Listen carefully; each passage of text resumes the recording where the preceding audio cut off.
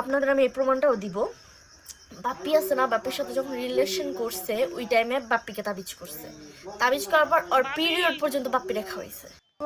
তো দেখতেছি ও অনেক কিছু ছড়াইতেছে। হ্যাঁ ঠিক আছে, তোর ছড়া, রিয়েল যেটা সেটা ছড়া, কেন ফেক জিনিস ছড়াইতেছ? আমার কথা এটা, ফেক জিনিস কেন ছড়াবি? আর তোরা কেন এমন করতেছ? আমি তো ওদের কোনো ক্ষতি করিনি। আমি ওদের, আপনারা বলেন আমি ওদের কোনো ক্ষতি করছি? আমি জাস্ট যেটা সত্য সেটা বলছি, এতটুকুই দোষ।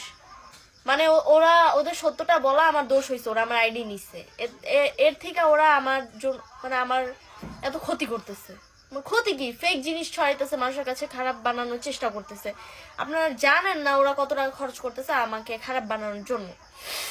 হ্যাকার রেখা ইভেন আমি ভাবছি শান্ত হয়ে যাবো, ওরা আমার কিন্তু ফেসবুক আইডিটাও খেয়ে ফেলছে। ওরা শান্ত হইতেছে না, ওরা একটার পর একটা ফেক নিউজ, ফেক কি নিয়া মিয়া ছাড়তেছে। কি বলবো, আর কিছু বলার নাই। হ্যাঁ ওদের মতো মানে কি বলবো, মানে ওদের মতো মেন্টালিটি মানুষ আমি দুনিয়ায় দেখিনি। আরেকটা কথা, ওরা যে বললো ওই দিন আঙ্কেল নাকি আমার শার্টের বুতাম ছিঁড়া ফেলছে, এই কথা কিভাবে বলে? ঘৃণা লাগে না? কিভাবে বলে এই কথা?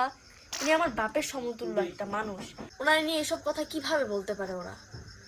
ওদের মুখে একবারও বাঁধলো না এসব মিথ্যা কথা বলার জন্য, মানে এতটা নিচে নামছে আমার খারাপ করার জন্য ওরা। আমি যেটা শুধু সেটাই বলছিলাম। ইভেন আমার ফেসবুক অ্যাকাউন্ট নিচ্ছে, ফেসবুক অ্যাকাউন্ট ইভেন আমার প্রমাণ আছে, হ্যাকার দিয়ে ফেসবুক অ্যাকাউন্টটা নির্দোষ, ওর আইডি নেয় নাই। মানে কি বলবো, আপনারা একটা জিনিস জানেন, আপনাদের আমি এই প্রমাণটাও দিব। বাপ্পি আছে না, বাপ্পির সাথে যখন রিলেশন করছে ওই টাইমে বাপ্পিকে তাবিজ করছে। তাবিজ করার পর ওর পিরিয়ড পর্যন্ত বাপ্পি রেখা হয়েছে। এতটা নিকৃষ্ট মনের মানুষ, যেই ছেলে আসে ওর বাপ মা, ওর ভাই আর ওর ভাবি ওর লগে রুমে পাঠায় দেয়। কেন পাঠায় দেয় বুঝেন না কিছু? কত কি দিব ওর মতো? তো আমি এআই দ্বারা ফেক ভিডিও মেকিং করে, আমি তো, আমার তো এটা নাই, আমার তো সুগার ড্যাডি নাই যে 15 লাখ টাকা দিয়ে একদিনের জন্য আমাকে ভাড়া করবে। ওর মতো তো কথায় আছে না, চোরের মায়ের বড় গলা। এমন ছোলা ছুড়মু তোমাদের, আমার পেজটা এমনি সমস্যা দেখা দিতেছে, তোমাদের এমন ছোলা ছুড়মু সারা দেহ ব্যবসায়ীরা। একজনে আখি এইসব করে ইনকাম করে, বাপ মা তো ছাইরাই দিছে। হ্যাঁ বাপে তো কিছুই করে না, যে গাঞ্জা মুঞ্জা টানে যেখানে সেখানে।